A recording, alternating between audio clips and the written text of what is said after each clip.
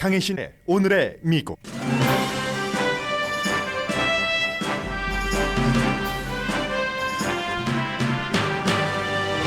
백악관이 렌터들을 돕고 지나친 렌트비 상승을 막기 위한 방안을 내놨습니다. 말리부에서는 큰 피해는 없었지만 지진이 발생했고 텍사스주 휴스턴 가까이에 토네이도가 들이닥쳐 재앙적인 피해를 일으켰습니다. 북가주 해프문베이 버섯 농장 사건은 농부가 동료 농부를 타겟으로 한 직장폭력으로 보고 수사 중입니다. 몬트레이 파크 댄스홀 사건의 동기는 아직 윤곽이 잡히지 않고 있고 오늘 카멜라 해리스 부통령이 방문합니다.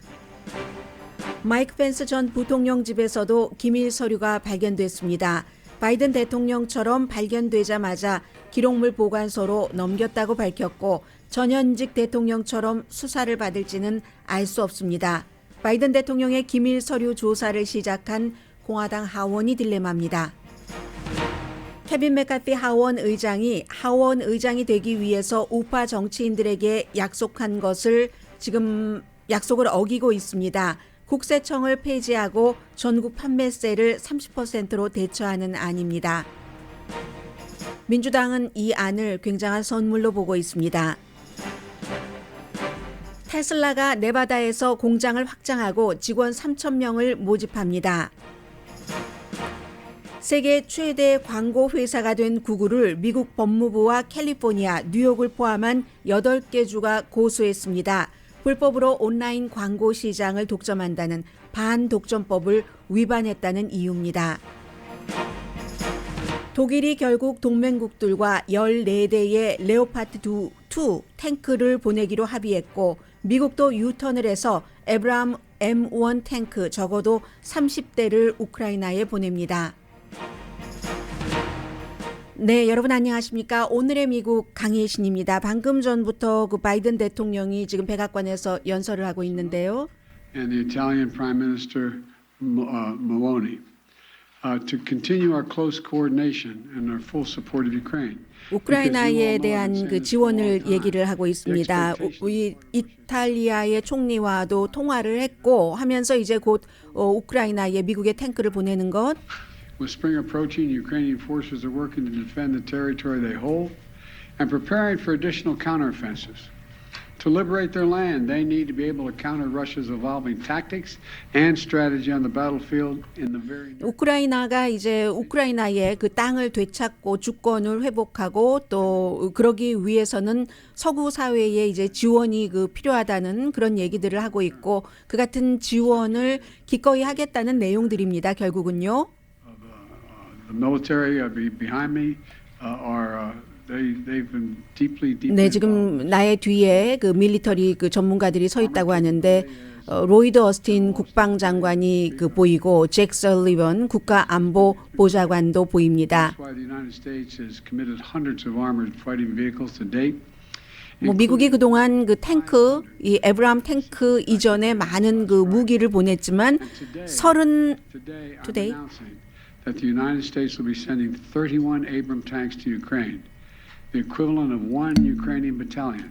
Secretary Austin has recommended this step because it will 네, enhance the 30대가 아니라 31대의 에브라함 탱크를 우크라이나에 보낸다는 것을 바이든 대통령이 발표를 하고 있습니다. 완전한 유턴입니다. They're also extremely complex to operate and maintain.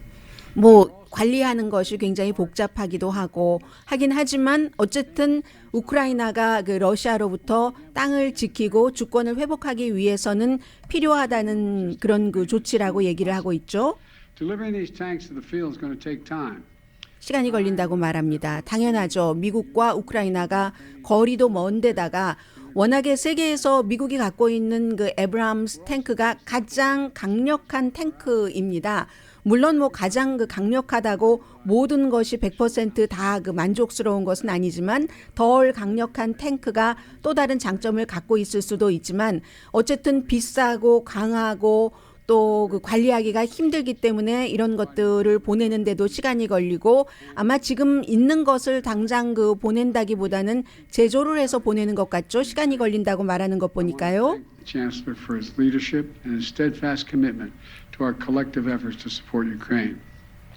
Germany has really stepped up The chancellor's been a 독일을 말하고 있습니다. 올라프 숄츠 독일 총리가 결국은 나토의 동맹국들과 회의를 하고 젤렌스키 대통령과도 그 나토 회담을 화상으로 전부 하고 난 뒤에 그동안 몇 주일 동안 미뤄왔었던 압박을 받으면서도 독일도 결국은 그 독일이 갖고 있는 레오파드 2 탱크를 보낸다고 약속을 했습니다. 다른 나라도 보낸다고 하니까 독일이 14대를 보내고 또 다른 그 6개국이 14대씩 100대를 보낸다는 것이고 미국은 이제 한 국가가 레오파드보다 훨씬 강한 에브람 그 M1 탱크를 31대를 보낸다고 얘기를 하는 겁니다. 물론 이제 독일도 레오파드만 보내는 게 아니라 여러 가지 그 탄약도 보내고 훈련도 그 우크라이나에 가서도 한다고 하고요. 미국도 이제 에브람 탱크를 운전을 하게 하려면은 훈련이 필요를 하겠죠. 러시아가 새로운 병사를 우크라이나 쪽에 심을 그 즈음에 이미 독일의 레오파드 같은 경우는 가 있는 거죠. 곧 보내니까. 또 폴란드도 독일제니까 독일이 승인을 해줘야지 되는 부분이 있는데 독일이 이제 본인들이 보낸다고 했으니까 다른 국가도 승인을 할 테고 금방 우크라이나 쪽으로 넘어갈 것 같습니다. 미국에서 이렇게 바이든 대통령도 에브람 그 탱크를 보낼 수 있도록 유턴을 한 이유는 결국은 민주당뿐만이 아니라 공화당의 정치인들이 보내야지 된다 하고 목소리를 높이는 정치인들이 늘어나고 있기 때문에 그렇습니다. 특히 트럼프 전 대통령과 아주 그 친했었던 린지 그레이엄이 군 출신이죠. 그렇기 때문에 지금 뭘 하고 있느냐, 빨리 보내야지 된다. 의회에서 촉구를 했기 때문에 보내고 있고요. 보낼 예정이고 레오파드도 미국의 그 에브람스 그 M1 탱크만큼 강하지는 않지만 장점이 무척 많죠. 그쪽에 적응할 수 있는 그런 그 장점이 있고 관리하기도 쉽고 미국의 탱크보다 역시 올라프 숄츠의 경우는 본인이 러시아와 가까운 그런 그 3인당 사회민주당 출신이고 동독 출신은 원래 그 공산당이 그 러시아로부터 구소련으로부터 왔고 동독이라는 나라가 그렇게 설립됐기 때문에 그런 과거의 관계 등으로 인해서 러시아와 직접 싸우는 것을 원치도 않았고 독일은 또 전쟁을 일으켰던 국가이기 때문에 독일이 또 유럽에서 이 같은 가장 강한 무기를 갖고 있다는 이유로 직접 그런 것에 참여하는 것도 원치 않았습니다. 러시아와의 미래의 관계, 뭐 현재의 여러 가지 경제적인 관계도 생각을 하고 그러나 결국은 독일의 3인당인데도 올라프 숄츠 총리도 다른 동맹국들 숫자가 많으니까 미국을 포함해서요. 뭐 영국도 이미 그 챌린저를 보낸다고 하고 그렇기 때문에 그것을 거부할 수가 없는 겁니다. 아무리 러시아와의 심정적인 교류가 독일의 사회민주당 3인당이 있다 할지라도 다른 나라 모두를 버리고 러시아를 택할 수는 없는 겁니다. 결국은. 그래서 이제 이 같은 그 결정을 내리게 됐고요. 영국의 챌린저 2나 독일의 레오파드 2나 아니면 미국의 에브람스 M1이나 모두 구소련제 러시아가 갖고 있는 T-72 탱크보다 훨씬 강합니다. 그래서 결국 이게 게임 체인저는 되지 못하겠죠. 여러 가지가 이제 많은 그 상황이 있기 때문에 게임 체인저가 되지 못하고 또 하나는 지금 레오파드 보내는 것 보니까 한 100대 정도 되는 것 같은데 우크라이나는 300대를 원했었습니다. 3분의 1만 보내는 거죠. 우크라이나도 300대 다 받으려고 300대를 말하는 것이 아니고 그래서 이제 결국은 이제 100대로 결정이 됐는데 러시아 전선을 뚫는 데는 굉장한 그 도움이 되는 필요한 장비라고 전문가들이 얘기를 합니다. 아직도 공군력이 빠져 있기 때문에 이게 이제 러시아에 대해서 우크라이나가 공군력이 너무 지금 형편없이 약하니까 이게 중요하지만 그래도 러시아 전선을 뚫는 데는 큰 도움이 되고 우크라이나에 더 강한 방어력을 줄 테고 또 스피드를 주고 정확도를 준다는 것만은 분명한 것 같습니다. 그리고 이제 우크라이나도 이에 그 화답을 해야지 되기 때문에 정부의 관리들을 많이 어제 내쫓았거든요. 무슨 장관 이름은 그 우크라이나의 직제가 조금 달라서 기간산업부 차관 뭐 이런 식으로 부르더군요. 이 전쟁통에 뭐 스페인으로 휴가를 갔다던가 하는 부패 이런 것과 연관해서 경질시켰습니다. 쫓아버렸습니다. 이러한 것은 서방 세계가 이렇게 정말 그 독일로서도 힘든 그런 결정을 해서 탱크도 보내고 그 밖에 많은 돈을 지원을 하는데 그 돈을 부패한 관리들이 워낙에 우크라이나는 부패의 역사가 길기 때문에 그냥 쓰면서 우리를 계속 도와달라고만 할 수는 없다. 이게 이제 우크라이나의 젤렌스키 대통령의 얘기고요. 아무튼 지금 미국과 독일이 탱크를 보냄으로 인해서 우크라이나에는 굉장히 그 강한 힘이 보태지게 됐고 기자들이 질문을 하고 있습니다만 바이든 대통령은 질문에 대해서 아무런 답변도 하지 않은 채 백악관 안으로 지금 들어갔습니다. 이게 지금 발생된 뉴스라서 오늘 맨 마지막 부분에 전해드리려고 했는데 어찌어찌 하다 보니까 맨 앞부분으로 왔고요. 간단한 것 하나만 더 전해드리겠습니다. 간단하게 안 하고요. 생활 뉴스를 두 가지를 정리를 하고 이번 섹션 맞추는 게 좋겠네요. 오늘 새벽에 여러분들 깜짝 놀라신 분들 많이 계실 텐데 말리부 쪽에서 지진이 새벽 2시에 진도 4.2 그리고 또 그 뒤에 뭐 여진도 여러 차례 일어났는데 저는 전혀 못 느꼈거든요. 그래서 새벽에 이제 동료가 출근을 해서 저보고 지진을 느꼈느냐 그래서 저는 전혀 못 느꼈다 그랬더니 잠을 아주 푹 잔 것 같다고 그래서 아주 이번에는 심하게 오래 흔들렸다. 그 동료는 한인타운에서 멀지 않은 곳에 사는데 저는 이제 그것보다는 조금 멀리 살고요. 지진대가 달라서 그런 게 아닌가 하는 생각이 드는데 왜냐하면 위디어라든가 컬버세일이라든가 체스트월스, 토렌스, 세리토스에 살고 계시는 분들도 오늘 아침에 깜짝 놀라셨을 겁니다. 잠깐이 아니라 아주 오래 흔들렸다고 하죠. 그런데 아직 무슨 피해에 대해서는 보고되지 않고요. 진앙지가 산타모니카 남서쪽으로 15마일 떨어진 지점이었답니다. 그러니까 그다지 멀지 않은 곳이고 LA 한인타운에서도 그 지진의 깊이는 7마일. 뭐 3.5의 여진이 2시 3분에 있었고 2시 22분, 2시 38분에도 또 지진이 있었다고 하는데 그 말리부 진앙지를 중심으로 470 스퀘어 마일 이쪽에서 여러분들께서 많이 그 느끼신 것 같고요. 아직 아무런 큰 피해는 없는 것 같습니다. 제가 이 지진 뉴스를 보면서 뭘 생각했냐면은 이 지역에 따라서 다르다는 것은 제가 느낀 것이고요. 그리고 또 하나는 기사가 어떻게 나오냐면요. 미국 기사인데 영어로 쓰여진 기사가 말리부 비치에서 그 기사 번역이 그렇게 돼 있습니다. 16km 떨어진 곳이 진앙지다. 그리고 그 지진의 깊이는 14km다. 이게 미국은 다른 나라가 무엇이라고 하든지 마일로 하잖아요. 해서 산타모니카 남서쪽으로 15마일 떨어진 지점, 깊이는 그 7마일 하는데 이건 뭘 말하느냐? 기계가 썼다는 거죠.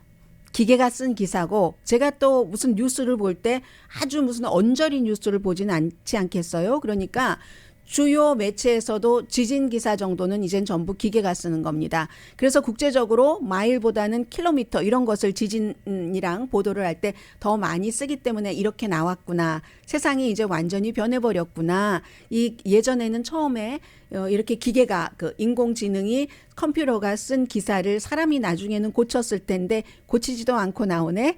메이저 방송에서 그런 생각을 했습니다.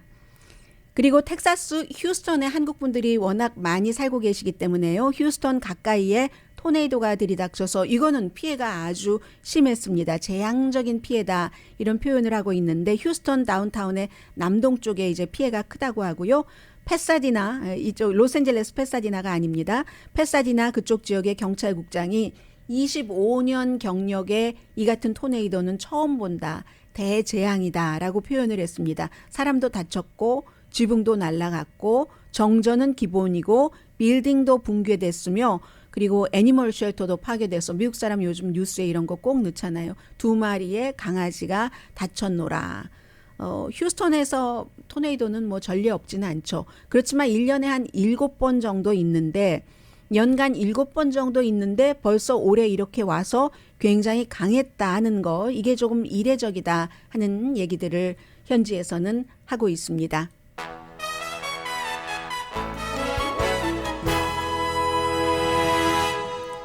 잠시 뒤에 앞부분에 전해드리려고 했다 못 전해드린 뉴스도 있고요.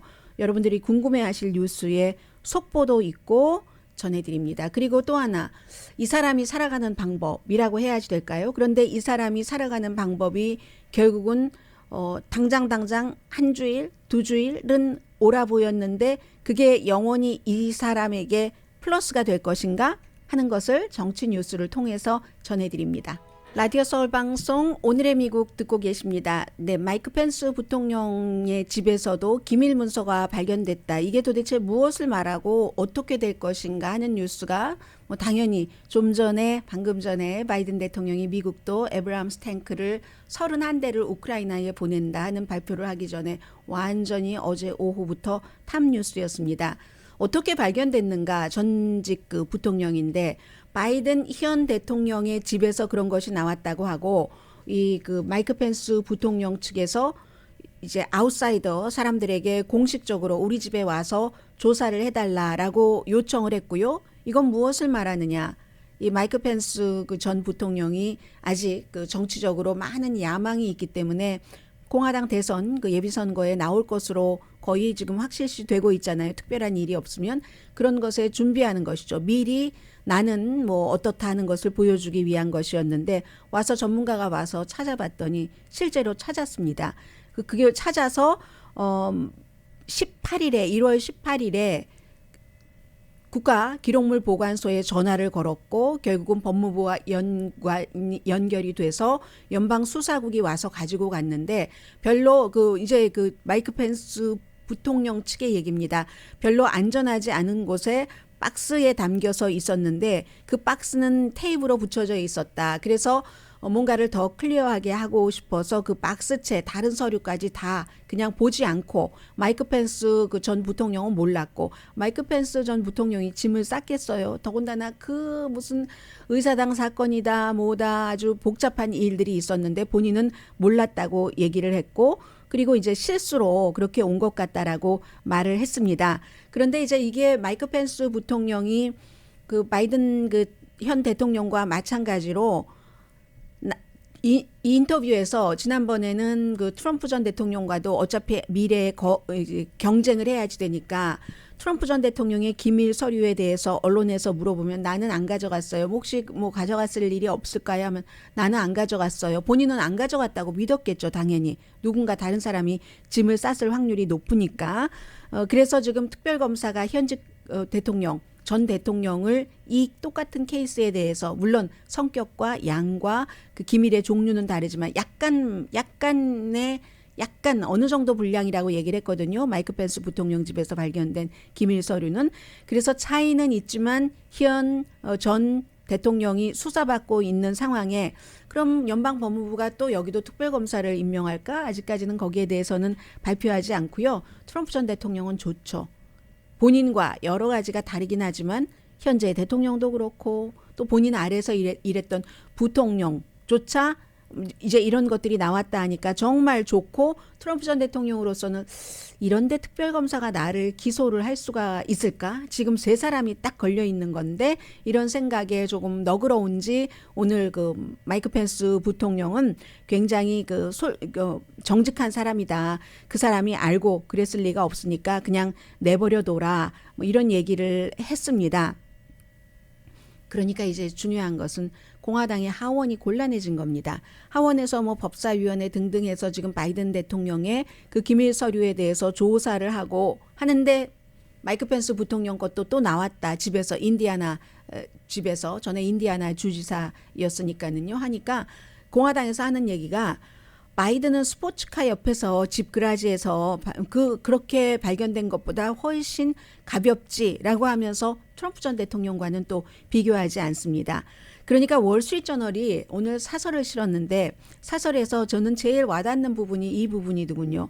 전직 장관들과 상원 의원들 집에 가면은 무엇이 어디에 섞여 있을지 궁금하다. 그렇게 얘기를 했습니다. 그 부주의가 놀랍다. 세 사람 모두 2024년도 대선 그 후보군이잖아요. 하원은 감시위원회에서 완전히 그 마조리 테일러 그린이라는 조지아주에 이제 2선이 됐죠. 그런 의원을 앞세워서 또 뭐 펜실베니아의 의원이라든가 릭 페리 의원이라든가 이런 사람을 앞세워서 바이든 대통령의 기밀 서류에 대해서 엄청나게 지금 수사를 시작을 했는데 스카페리를 시켜서요. 그러는데 펜스 대통령 이 문제는 어떻게 하는가? 그리고 이제 트럼프 전 대통령에 대해서는 뭐 조사하지 않고 하니까 정치적으로 공화당이 마이크 펜스라는 사람에게 피해를 입히지 않으면서 바이든만 비난하기 어렵게 된 거죠. 공화당으로서는 트럼프 전 대통령이 위험하기 때문에 아직도 강하지만 어제 말씀드린 것처럼 지금 뭐 바이든 대통령과 트럼프 전 대통령이 같이 겨루면은 뭐 몇 퍼센트 차이로 트럼프 전 대통령이 이기잖아요. 투표할 유권자들에게 물어보니까. 그래도 위험하니까 지금 조지아주에서도 곧 뭐 조지아주에 대해서 선거 결과에 트럼프 전 대통령이 개입하려고 했는가 이 여부에 대해서 기소를 하는 것을 결정을 한다고 하니까 공화당으로서는 좀 더 깨끗해 보이는 사람 뭐 이런 사람들 그리고 트럼프의 그 약점이 1월 6일 의사당 사건인데 마이크 펜스 전 부통령은 그 의사당 사건에서 트럼프 전 대통령과는 반대 입장이었기 때문에 공화당으로서는 트럼프가 안 될 때 자산이 될 수가 있습니다. 그래서 그 마이크 펜스를 보호하면서 똑같은 이슈로 어떻게 바이든만 계속 때리는가 뭐 이런 문제로 제가 딜레마라고 말씀을 드렸고요. 그리고 세 사람이 다 이런 상황에서 정치인의 기밀 서류가 문제인가? 여러분들은 어떠세요? 누가 기밀 서류를 가져갔다. 트럼프 전 대통령처럼 수십 박스를 뭐 가져갔으니까 주세요. 얘기했었을 때 주지도 않고 재판에 가고 1년 반 이상 끌고 지금도 뭐 대통령이 생각만 하면 말만 하면 그 기밀이 그냥 일반으로 바뀐다고 기밀이 해제된다고 하고 이런 것에 더 신경이 쓰이십니까? 아니면 민생 문제 지금 인플레이션이 어떻게 되고 주택값이 어떻게 되고 렌트비 이런 것에 더 신경이 쓰이세요? 제가 보기에는 아직까지의 그 느낌으로는 국민들이 이 문제 어차피 지금은 세 사람이 다 또 걸려 있기 때문에 대단한 문제가 되기가 조금 힘들지 않을까 이런 생각이 들고요. 또 하나는 참 이 세상에 마음대로 되는 일이 없네. 뭐 이런 생각이요. 트럼프 전 대통령이 얼마나 좋아했겠어요? 바이든 대통령도 기밀 서류가 나왔을 때 바이든 대통령이 아차 싶었죠. 그런데 아니 이게 웬걸? 또 이번에는 같은 트럼프와 같은 공화당인 마이크 펜스 집에서조차 이런 것이 나올 줄 누가 알았겠습니까? 그래서 여기서 또 끝나는 것도 아니겠죠. 여기서 끝도 아닐 것 같지 않습니까? 아무튼 이런 문제가 있고요. 그리고 묶어서 전해드리죠. 간단하게. 그 하원 의장이요. 캘리포니아가 지역구인 케빈 맥카티 하원 의장이 지난번에 한 열흘 정도, 열흘은 아니네요. 일주일 뭐 닷새 만에 됐던가요? 15번째 됐는데 주말도 끼고 해서 됐는데 그 하원 의장이 되기 위해서 공화당 의원들이 지금 그 케빈 맥카티가 나와서 뭐라고 얘기를 하고 있는데요. 끝났네요. 케빈 맥카티가 그때 하원 의장이 되지 못하니까 계속 공화당의 우파 프리덤 코커스를 중심으로 해서 그 사람들의 요구 조건을 많이 들어줬습니다. 그 요구 조건 가운데 하나가 국세청을 폐지해버리고 그리고 전국적으로 그 세금 자체는 전국적인 내셔널 그 판매세를 30%로 한다. 이런 것이었다는 겁니다. 그런데 어제 이거 하원 의장이 난 거기에 찬성하지 않아라고 얘기를 했고 하원 의장뿐만이 아니라 공화당의 다른 4명의 의원들도 또 그랬거든요. 그럼 이건 안 되는 겁니다. 민주당의 전원이 반대를 할 것이기 때문에 국세청을 없애고 판매세를 전국적인 판매세를 30%로 하는 것을 그렇기 때문에 그러면 하원 의장은 표가 필요할 때는 그들에게 그렇게 하겠다라고 해줬다는 게 그들의 얘기예요. 공화당의 지금 극우에서 하는 얘기입니다. 그런데 또 케빈 맥카티 측에서는 내가 언제 뭐 그걸 하원 의장이 워낙에 영향력이 강하니까요. 완전하게 다 해준다고 했나? 모든 게 다 청문회를 거쳐야지 되고 절차를 거쳐야지 되고 위원회에 의견을 수렴을 하고 수정 과정도 거쳐야지 되는데 그거를 하원 의장은 당연히 알고 있었죠. 그럼에도 불구하고 또 간절히 원했었던 사람들 측에서는 표와 이거 바꿀 수 있다라고 본인들이 믿고 싶은 것을 믿었던 거죠. 믿는 도끼에 지금 발등 찍히고 있는 것처럼 보이고요. 이러한 모습들이 바이든 대통령과 민주당에게 정치적으로 선물입니다. 월스트리트저널이 또 사설에서 얘기를 했는데 공화당이 프리덤 코커스의 요구를 계속 들어주면은 정규적으로 들어줘야지 된다. 한번 발목 잡히면 그러니 이 안을 죽여야지 된다라고 얘기를 합니다. 현재의 이 세금률, 뭐 국세청을 바꾸고, 국세청을 없애고, 전국적인 그 판매세를 뭐 전국적으로는 없잖아요. 지역에 따라서 판매세가 다른 것이고 그것을 바꾸는 것은 사실은 새로운 아이디어도 아니고 과거에 하려고 해봤는데 인기가 없었습니다. 왜냐하면은 2011년도에도 비슷한 안이 나왔는데 독립적으로 뭐 공화당도 아니고 민주당도 아닌 곳에서 분석을 해봤습니다. 그랬더니 대부분의 사람들은 2011년 당시에 세금을 그 당시에 냈던 것보다 더 많이 내고 오히려 탑 5% 사람들만 세금이 깎인답니다. 그러니까 지금 공화당 내부에서도 전국적인 판매세를 30%로 하고 국세청을 없애버리는 것은 이건 정치적으로 루저가 되겠다는 길이야 라고 얘기를 하는데 극우는 또 극우 나름대로의 어떠한 그 논리와 그 주장이 있기 때문에 그걸 얘기하고 그럼 내가 표 줄게 해서 표를 받았죠. 그리고는 노라고 지금 얘기를 하는 겁니다. 그래서 민주당은 공화당이 왜 이런 것을 논의하는지 우리에겐 행운이다라고 말하고 있고요. 그렇다고 이 케빈 맥카티 하원 의장이 영 민주당이 좋아하는 일만 하느냐 그건 아닙니다. 지금 아주 가장 중요한 것 가운데 하나가 아담 쉬프 버뱅크가 지역구인 민주당의 하원 정보위원회 위원장이었었죠. 그리고 역시 또 캘리포니아네요. 에릭 스와웰 이 두 사람을 정보위원회에서 쫓아내버렸습니다. 이 아담 쉬프 같은 경우는 탄핵을 아주 주도를 했어서 뭐 음성도 좋고 해서 탄핵할 때 논리도 있었고 굉장히 핫했었습니다. 그런데 결국은 그 이슈로 인해서 그리고 또 한 사람인 에릭 스와웰은 중국 스파이와 연관성이 있다. 이 사람이 2014년도에 선거 기금을 모을 때 누가 뭘 갖고 왔는데 뭐 그게 중국 스파이와 연관이 있고 본인은 부정하지만 그런 문제로 정보위원회에서 내쫓아 버렸는데 사실은 이것도 공화당에서도 반대한 사람이 있습니다. 지나치다 하고 그렇지만 본인의 길을 갔고요.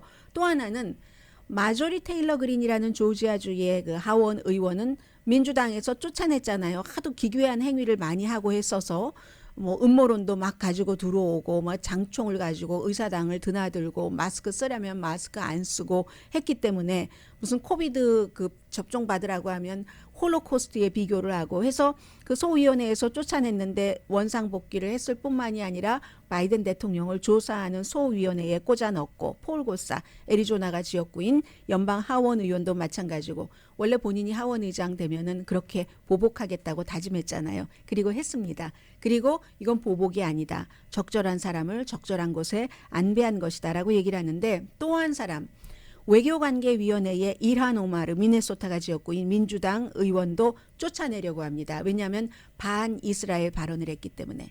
미국의 정치인들은 말이야 이스라엘 머니 앞에서 주눅이 들어서 아무 일도 못해 이렇게 말을 해서 그것보다 더한 말도 했고 나중에 사과를 했죠. 미국에서 이스라엘계에 대해서 본인이 조금이라도 책 잡힌 발언을 한 뒤에 사과하지 않고 끝까지 버틴 정치인 저는 못 봤습니다. 이 강력한 이란 오마르도 사과는 했는데 외교관계위원회는요. 정보위원회만 하더라도 이 하원 의장의 직권으로 뭐 이렇게 빠뜨리고 누굴 집어넣고 할 수 있는데 외교관계위원회는 소위원회를 맘대로 하원 의장 맘대로는 못하고 전체 회의를 좀 거쳐야지 됩니다. 그만큼 중요한 것이 하원에서 외교관계위원회이기도 하고 당에서도 반대합니다. 아무리 공화당이라 할지라도 민주당 의원들을 무조건 내쫓는 것은 반대를 하고요. 또 있죠. 그 조지 산토스에 대해서는 윤리위원회가 판단을 하면은 소위원회에서 해임될 것이다. 지역 주민이 투표를 했는데 그걸 어떻게 내쫓아? 무슨 거짓으로 온갖 거짓 이력으로 몸을 감싸고 있다 할지라도 그런데 윤리위원회가 조사하는지 모르겠어요. 이런 조사하는 것이 어떤 때는 드러나지만 어떤 때는 조용히 조사를 하기 때문에 이 그 조지 산토스는 온갖 거짓말을 했어도 스몰 비즈니스 위원회와 과학우주기술위원회에 배당이 돼서 지금 일하고 있고요. 미국을 보여드리겠습니다. 바이든 대통령이 요즘 하는 일이 너무 많잖아요. 너무 많고 캘리포니아주도 왔다 가고 그랬는데 자연재해가 있었고 했었을 때. 그런데 그럼에도 불구하고 어제 의회의 초선 의원들을 백악관으로 전부 초대했습니다. 민주당 의원들만 초대하는 게 아닙니다. 공화당 의원들도 초대를 했습니다. 이게 이제 미국과 한국과 좀 차이가 있는 건데 공화민주 초선 의원들을 물론 이제 중진 의원들은 웬만큼 삐걱거리지 않을 때는 정규적으로 매너상으로도 서로 만나고 밥도 먹고 하죠. 할 일도 하고 하는데 초선 의원들을 하원 의원, 상원 의원 전부 초대를 했는데 조지 산토스 의원은 스스로 아마 안 간 것 같고요. 공화당에서 다른 4명의 초선 의원도 참석을 하지 않았고 공화당의 나머지 10명 의원들은 참석은 했다고 하고요. 공화당 상원 의원은 초선 의원 가운데 1명만 참석을 했다고 합니다. 그리고 그 1명도 이게 미국인 거예요. KT 비리시라고 엘라바마가 지역구인 그 초선 연방 상원 의원인데 이 자리가 사실은 그 리처드 쉘비 아주 중진 중에 중진이잖아요. 이 의원이 바이든 대통령이 민주당의 상원 의원으로 일할 때 아주 친했었거든요. 본인의 친구의 자리를 이어받은 그런 그 초선 의원 어제 백악관에 초대해서 갔다는 말씀 드립니다. 잠시 뒤에 백악관이 렌터들을 임대를 하는 사람들을 돕는 것으로 오늘 발표를 했기 때문에 전해드리고요. 구글에 대해서는 유럽에서 시작해서 이제는 미국도 그 구글이라는 회사를 고소를 했는데 캘리포니아주도 같이 고소를 했거든요. 아, 이게 추세구나 하는 것을 느낄 수 있는 뉴스 전합니다.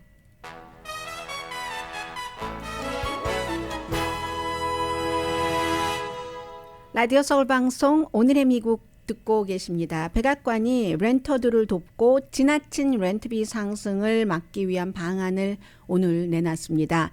미국인의 3분의 1 이상이요. 그러니까 한 4,400만 가정이 렌트 들어서 살고 있습니다. 전보다 조금 늘어났나요? 렌트비가 조금 내려간다고는 하지만 2020년도, 2021년도 얼마나 올랐었어요. 그래서 여전히 비쌉니다. 지역에 따라서 더 비싼 지역이 있고요. 해서 무디스가 미국 사람들이 정말 렌트비가 부담이다 이렇게 얘기를 하고 있습니다. 여러 연방 그 부처에서 에이전시가 함께 일을 해서 불공정한 주택 관행을 막기 위한 조치입니다. 보통 이제 주택법이 있잖아요. 공정한 그 주택법에서 뭐 부동산 에이전시가 너무 많으니까 에이전트 하시는 분들이 너무 많으셔서 잘 알고 계실 텐데 이 케이스에는 집 소유가 아니라 렌트에 관한 것인데 그 렌터들의 권리 장전 청사진 이렇게 말해야 되나요? Blueprint for the Renters Bill of Rights에서요. 연방 무역위원회와 소비자 재정 보호국이 부당한 행위에 대한 정보를 쭉 모은답니다. 뭐 예를 들어서 부당하게 그 사람의 뭐 신원조회를 한다던가 이런 것들이요. 그리고 법무부는 물론 다 뭐 장단점이 있겠습니다만은 법무부는 렌탈 마켓들이 뭔가를 서로 정보를 애매하게 공유하면서 렌터들에게 나쁘게 하는가. 연방주택재정국과 주택도시개발국도 나름대로 할 수 있는 일을 하고 물론 이 같은 그 청사진이 구속력은 없습니다. 구속력은 없지만 정부가 이제 더 강한 그 렌터들을 보호하려는 노력을 하는 정책을 만드는데 반영이 되고 그리고 그렇게 해야지 된다는 무언의 압박이 되잖아요. 지금 말씀드린 것만 하더라도 무역위원회, 소비자 재정보호국, 법무부, 연방재정, 뭐 주택재정국, 도시개발국, 주택도시개발국 이런 모든 것들이 다 할 수 있는 걸 한다고 하니까 잘못하면은 말이야 내가 이거 안 될 수도 있겠어. 정말 제대로 해야지 하고 다 잡을 수도 있고요. 마음을. 그런 것들 공정한 주택법을 홍보하겠다. 공정한 주택법은 꼭 주택 소유주에게만 해당되는 게 아니라 렌터들 그리고 이제 뭐 렌트 주는 사람에게도 해당된다 하는 얘기고요. 왜 지금 이런 것을 내놓겠습니까? 한 90만 가구가 그 팬데믹 이전에 한 해에 퇴거당한 그런 가정이거든요. 그런데 지금 이제 연방 정부와 주정부의 퇴거를 연기하고 못하게 막고 하는 프로그램들이 팬데믹 이후에 이제는 다 끝나버렸습니다. 그래서 이 같은 조치를 하는 것이고 그리고 또 정부가 이 같은 조치를 하는 데는 좋은 점도 있고 또 어느 정도 굉장히 정치적으로 의도적이다 하는 점도 있거든요. 왜냐하면 정부가 백악관이 이 같은 자료 같은 것을 발표를 하면서 특히 흑인 여성과 흑인 여성들의 그 자녀들에게 아주 나쁜 영향을 주는 것을 막겠다. 그렇게 나쁜 영향이 지금 되고 있다는 거거든요. 그러면 민주당 바이든 행정부에서 아주 그 절실한 민주당으로서 절실한 흑인 표를 겨냥을 하는구나 하는 것. 구속력은 없다 할지라도 그런 것을 알 수 있고 그러나 그럼에도 불구하고 그로 인해서 다른 소수 인종들이라든가 아니면 그 저소득층이 조금이라도 더 보호를 받는데 도움이 되면 도움이 됐지 해가 되진 않잖아요. 연방 법무부와 캘리포니아, 뉴욕을 포함한 8개 주가 구글을 고소를 했는데 불법으로 온라인 광고 시장을 독점한다 하는 이유입니다. 그렇지만 이제 구글은 정부가 아니 이거 지금 경쟁 그런 시장에서 정부가 위너, 루저를 선택을 하네? 이렇게 비난은 하고 있는데 결국은 새로운 업계잖아요. 이 테크놀로지 업계에서의 광고와 연관된 것이지만 거기서도 반독점법이 시행이 된다는 얘기입니다. 한마디로 반독점법을 위반했다 이거예요. 그래서 온라인 광고 어카운트는 구글에 정말 많이 돈 버는데 뭐 수천억 달러 벌잖아요. 1년에. 거기서 가장 큰 비중 80%랍니다. 마켓의 구글이 리더인 건 사실이죠. 온라인 광고 마켓의 리더로서 전체 디지털 광고 수입의 2016년도 구글이 전체 디지털 광고 수입의 36.7%를 차지하다가 요즘 조금 줄어들어서 28.8%는 됩니다.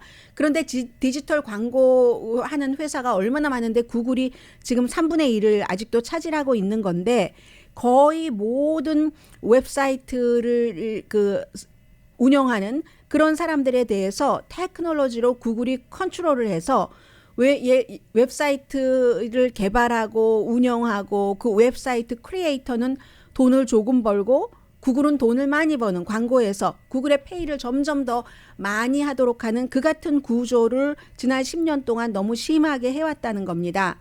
그래서 이제 온라인으로 뭔가 자유롭게 정보를 공유하고 싶은 사람도 사람들에게 돈을 받지 않으면 운영을 하기가 힘들어진다는, 그러면서도 제작자는 돈 벌지 못하고 구글만 돈을 벌게 하는 15년이네요. 10년이 아니라 경쟁자를 몰아내고 광고 비용을 부풀리고 그래서 웹사이트 제작자의 수익을 줄이고 따라서 혁신을 방해했다라고 얘기를 하고 있거든요.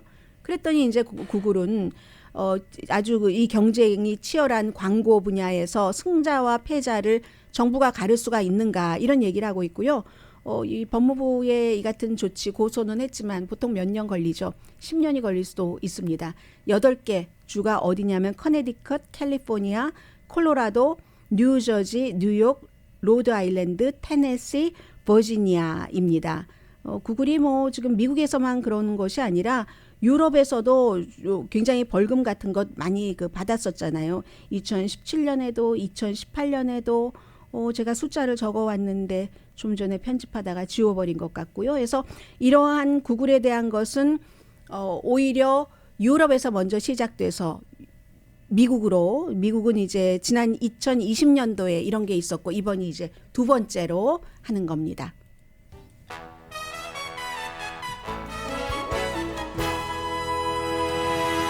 라디오 서울 방송 오늘의 미국 듣고 계십니다. 좀 전에 그 구글 보도에 조금 미흡한 부분이 있었던 것 같습니다. 구글이 그래서 광고 시장을, 구글에 광고하시는 분들 많으시잖아요. 처음에는 쌌는데 왜 그렇게 비싸?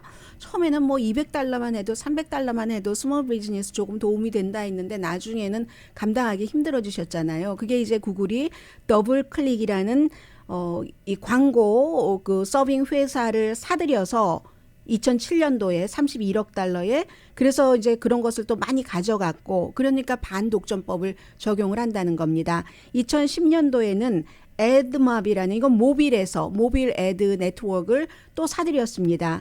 100만, 1000만, 억, 7억 5천만 달러에 사들여서 그 다음에는 뭐 안드로이드라든가 아이폰이라든가 이런 것에 훨씬 더 많이 접근을 하게 됐죠. 그 결과 이제 2007년도 유럽의 그 반독점 그 관계자가 구글에 27억 달러 벌금 물게 했고 2018년도에도 41억 파운드. 그런데 이건 이제 구글이 항소해서 조금 깎였습니다. 2019년도에도 유럽이 구글에 17억 달러 그리고 2020년도에 미국이 수했고 이번에 다시 미국 정부가 구글을 고소를 했다 하는 말씀 드리고요. 그리고 다시 원래대로 돌아와서 테슬라 말씀드려야지 될 차례죠. 테슬라가 네바다주에서 공장을 확장해서 짓고 3,000명을 추가로 모집한답니다. 네바다 공장에 36억 달러를 투입해서 두 군데 공장을 짓는데 한 군데에서는 가벼운 좀 라이트한 자동차를 연간 150만 대 정도 만들고 또 다른 공장에서는 테슬라의 그 세마이 그 컴비네이션 트럭을 만든답니다. 2014년도 이후에 이 네바다주에 테슬라가 62억 달러를 투자를 했답니다. 완전히 뭐 본인들은 기가 팩토리라고 부르고 있잖아요. 540만 스퀘어 피트에서 무슨 배터리 셀도 만들죠. 배터리 무슨 뭐 팩도 만들죠. 뭐 에너지 모듈이라든가 이런 것을 만드니까 텍사스에 살고 계시는 분들은 앞으로도 이 그 테슬라가 텍사스가 아니라 네바다에 살고 계시는 분들이 여기에 투자를 하는구나라고 생각을 하시면 될 것 같아요. 너무 앞서갔어요. 제가 텍사스의 어스틴 테슬라를 말씀드리려고 7억 7,500만 달러를 역시 그 전기 자동차 공장을 확장한다는 것을 그 제출을 했답니다. 그 같은 서류를 텍사스 어스틴에도 제출을 했고 2030년이 되면은 테슬라가 매년 2천만 대를 생산하기 위해서 10군데가 넘는 공장을 지을 것이다. 이게 지금 오늘 아침에 월스트리트저널이 보도를 한 것이고요. 지난해에 재정적으로 여러 가지 어려웠었죠. 뭐 트위터를 인수하기 그 이전에도 무슨 뭐 코비드 19 공급망 문제 등등해서 뭐 샌마테오 지금 사건이 일어났었던 캘리포니아 공장 문도 닫았잖아요. 200명을 감원을 하고 트위터 주식값 트위터를 인수하고 테슬라 주식값 내려갔고 테슬라 자동차 값도 뭐 이렇게 저렇게 해서 내린다 했는데 결국은 경쟁도 심해지고 기타 등등의 이유로 인기도 조금 줄어들고 하니까 가격을 낮춰서 어떤 자동차 모델은 연방정부 보조 받으면 3월 이전에 13,000달러나 싸게 살 수 있다는 것 아니겠어요? 그래서 이제 이런 것들을 보면은 텍사스와 네바다의 지역 경제, 테슬라라는 큰 회사가 있음으로 인해서 그리고 테슬라 주식은 한국 분들이 많이 그 투자를 하시는 것이고 2030년도에 테슬라라는 자동차 회사 한 군데에서 매년 2천만 대를 만든다고 그러면 수출도 많이 하겠지만 미국이 결국은 아주 빠른 시일 안에 지금이 2023년도니까 전기 자동차 시대가 되겠구나 하는 것을 알 수가 있을 것 같고요. 사건 말씀드리겠습니다. 7명의 직장 동료죠. 말하자면 농장 집단으로 같이 생활을 많이 했었던 헵맨부이 샌프란시스코에서 남쪽으로 30마일 떨어진 그곳의 버섯 농장의 66세의 중국계 그 직원이 다른 농부들을 이제 7명을 숨지게 했잖아요. 그런데 한 사람은 뭐 지금 수술 받고 조금 나아지고 있다고는 하는데 이 사람이 딱 그 목표가 있었답니다. 어제의 그 수사 결과로는 뭔가 그 일하다. 그렇기 때문에 직장 폭력이라고 결론을 내렸고요. 66세의 춘리자오 씨 특정한 동료들을 찾았다는 겁니다. 이 버섯 공장에서도 그리고 거기서 가까운 그런 그 트럭 회사에서도 농장에서는 보통 집단 생활을 많이 하잖아요. 먹기도 하고 자기도 하고 그리고 이제 그곳의 비영리 재단에서 그 지역이 뭐 에이시안들이 많은 건 아니지만 5%밖에 안 되지만 그렇게 작은 농장 꽃을 키우고 버섯을 키우고 하는 그런 일들은 멕시칸 아니면 뭐 차이니즈 뭐 이런 그 철 따라서 일하는 사람들이 많이 한답니다. 그런데 많은 사람들은 지역에 따라서 이렇게 이동을 하는데 이 농장은 그래도 그나마 살기가 괜찮아서 정착하고 사는 사람이 많고 이 범인도 오늘 지금 인정신문 하러 법원으로 가고 있던데 한 3, 4년 그곳에서 지냈다고 하는데 비영리 재단에서 뭔가를 도움을 줄 때 아주 뭐 긍정적이었고 잘 받았고 한다 뭐 이런 얘기를 하고 있거든요. 그런데 농장에서도 그 멕시칸계와 중국계가 팀을 지어서 같이 일을 하는데 같은 팀으로 일을 하지는 않는다는 그런 그 얘기들을 하고 있고요. 아무튼 이 사건도 이 사건이지만 몬트레이 파악에서의 나이 드신 분들의 그 같은 엄청난 사건이 너무나 충격이 크고 해서 지금 카멜라 해리스 부통령이 오늘은 몬트레이 파악을 방문을 하고 그 전에 이제 게빈 뉴섬 그 주지사가 방문을 하기도 했고요. 아주 무척 어수선한 그런 날이기는 합니다. 얼마 전에 이제 버지니아주에서 6살 소년이 25살 선생님을 총으로 쏴서 선생님이 이제 병원에서 치료받고 지금 안정을 찾고 계시는 것 같은데 그 선생님이 교육부를 고소를 했답니다. 왜냐하면 그 선생님과 선생님뿐만이 아니라 다른 많은 선생님들이 그 무장을 하고 온 6살 소년, 어머니 아버지는 장애가 있었다고 하잖아요. 그 소년에 대해서 수없이 경고하고 조심해야지 된다는 경고를 교육부 측에 많이 알렸는데도 교육부에서 어떠한 조치를 취하지 않아서 이제 본인이 그렇게 피해를 입었다 하는 것이죠. 그리고 뭐 그 25살 교사가 꼭 내가 피해를 입어서만 그 고소를 했겠습니까? 그런 일이 일어나지 않도록 교육부 측에서 어떤 뭐를 해야 되기 때문에 그렇게 되는 고소까지 하게 된 것이겠죠. 강혜신이었습니다.